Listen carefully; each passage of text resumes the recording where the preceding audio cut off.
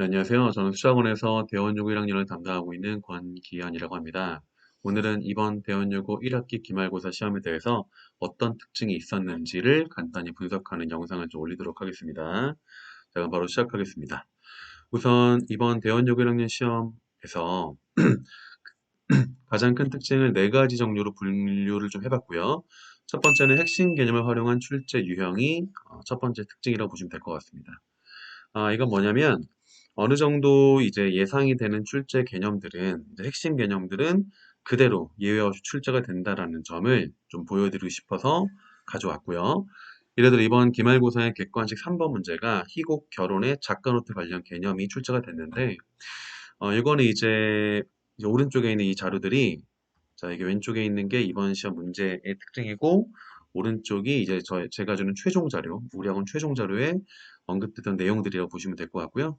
그래서 이런 식으로 작가 노트 일부다 하면서 이제 학습 활동 내용이었는데 이런 식으로 정답이 그대로 객관식으로 출제가 돼서 아이들 이 내용이 핵심 개념이다라고 인식하고 공부했던 친구들은 맞출 수 있는 문제였다고 보시면 될 것 같고요.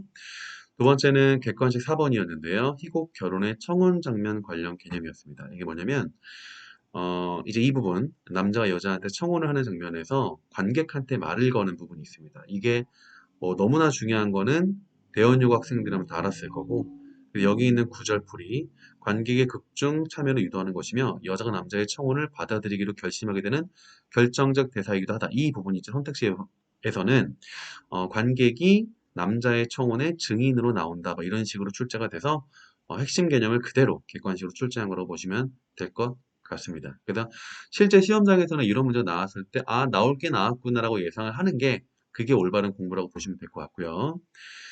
세 번째는 객관식 9번 문제였는데요. 소설 장마의 어린아이의 시점에 대한 문제가 역시 출제가 될 거라고 예상을 했는데 역시 출제가 됐고 이게 이제 선택지에서는 비판적인 어떤 관점이 있다. 이런 식으로 출제가 됐는데 실제 이 어린아이 시점과 어린 시점의 차이를 정리한 이 자료에서는 비판 없이 어린아이의 시점은 비합리적인 할머니들의 행위를 비판 없이 묘사했다. 이런 특징이 있기 때문에 요거를 비판이 없는 건데 비판적이다. 이런 식으로 바꿔서 그대로 출제한 거라고 보면 될 것 같습니다.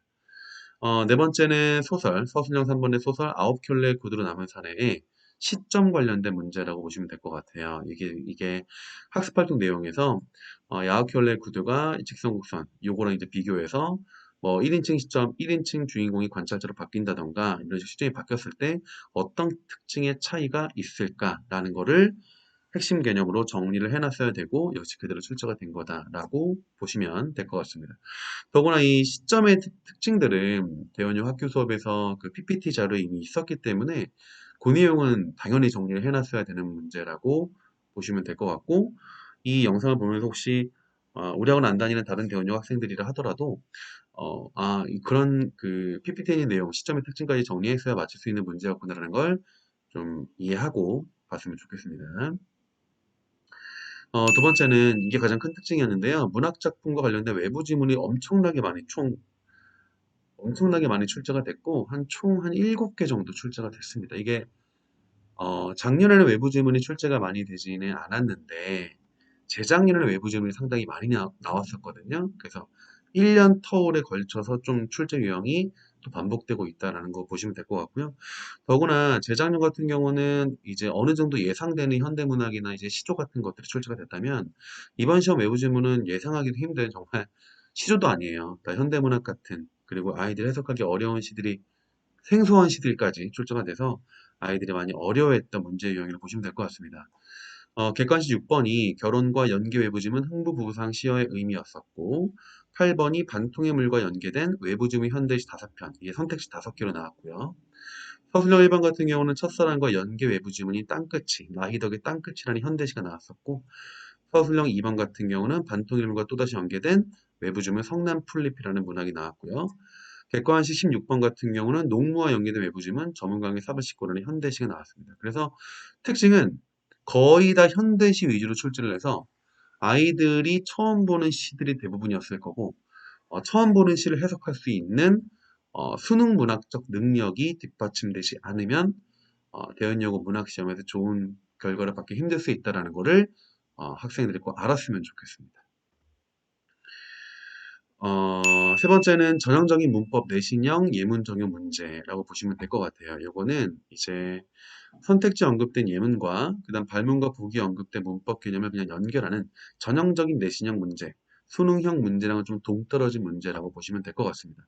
이런 식으로 그냥 선택지 5개에서 적절하거나 적절하지 않은 거를 예문 5개 중에서 고르는 아주 단순한 문제 유형이거나, 아니면 이런 문제가 대원 요구는 되게 잘 나오는데 맞춤법 조항을 주고서 이 조항에 연결되는 예문들을 고르는 문제가 이번 문법에서도 큰 변화 없이 출제가 됐다라고 보시면 될 것 같습니다.